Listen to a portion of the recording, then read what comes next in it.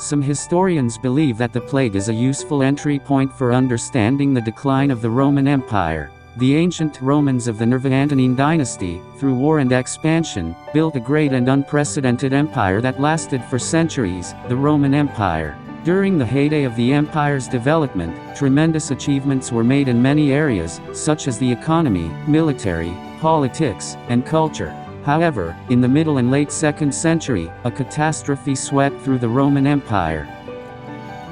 In 164 AD, during the reign of Emperor Marcus Aurelius Antoninus, the Roman Empire sent troops to suppress the Syrian Rebellion. Although the campaign was successful, it also brought typhoid, smallpox, measles, and other viruses back to Rome. Among them was the plague, which spread throughout the army and then to the rest of the country. It came to be called the Antonine Plague.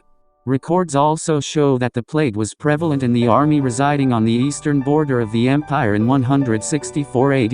In the next 2 years, the impact of the disease would still be limited to the east. It would cause extreme damage to the Roman forces sent to suppress the Syrian Rebellion, causing many casualties. Eventually, in 166 AD, the plague would not only spread to Rome, but many other lands. Once infected by the plague, victims would be afflicted by fever, severe diarrhea, vomiting, sore throats, skin ulcers, ulcers on the hands and feet, gangrene, extreme thirst, etc. The description of the full effects of the plague is truly grotesque. Decayed, rotting bodies were left on the street as no one was alive to bury them. The abdomen is swollen and the mouth is puffed out by a torrent of pus. The eyes are red and the hands are raised upwards. Corpses pile on corpses and rot in corners and streets. They are found even in courtyard porches and churches. The fields became filled with standing grains because no one was left to harvest them. Large amounts of sheep, goats, cows, and pigs went wild. With the humans that took care of them having died off, they returned to nature. The plague broke out again after 9 years according to the Roman historian, Dio Cassius. At this time, 2,000 people died every day, which was about a quarter of the number of people who were infected. In Constantinople, half of the population was killed by disease. In the next 15 years, the plague would emerge in Asia, Egypt, Greece, and Italy. Many countries faced the plague, resulting in a huge death toll. In Rome and other nations, corpses needed to be carried out of cities almost on a daily basis, filling cart after cart with bodies. Disease would then gradually spread from the bottom social strata to the upper class. The aristocracy enjoyed having large gatherings, whether it be for a banquet, a gladiatorial competition, or some other grand performance. The bigger the scene, the happier the people were.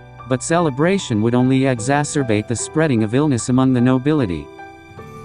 A large population, including social elites and nobles, many of them were killed due to the sudden disaster. Much of the dead had important jobs that needed handling.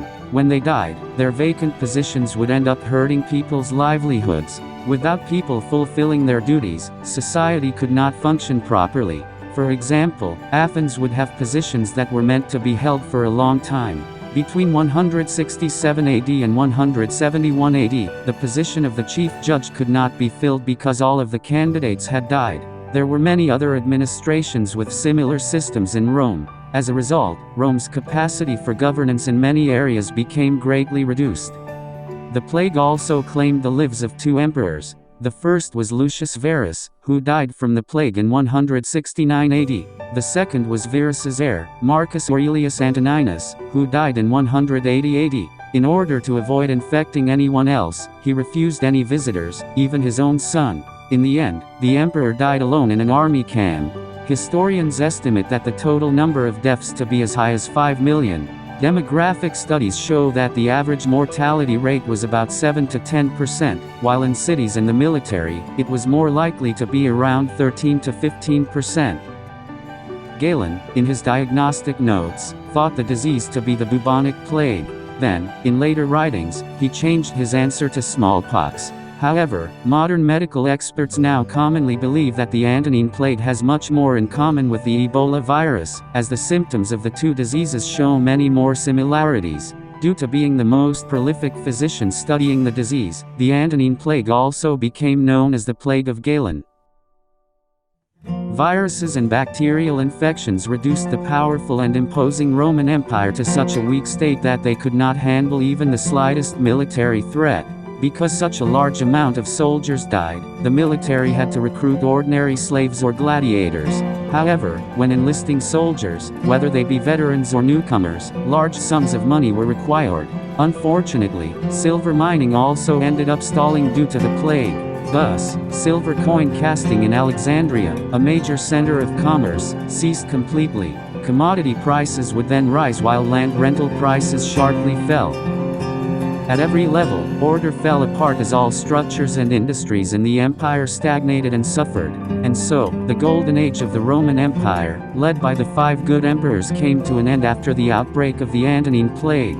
From then on, the Roman Empire, once a pinnacle of civilization, would never again regain its former glory. After this point came a slow and long decline until the empire's end in 476 AD.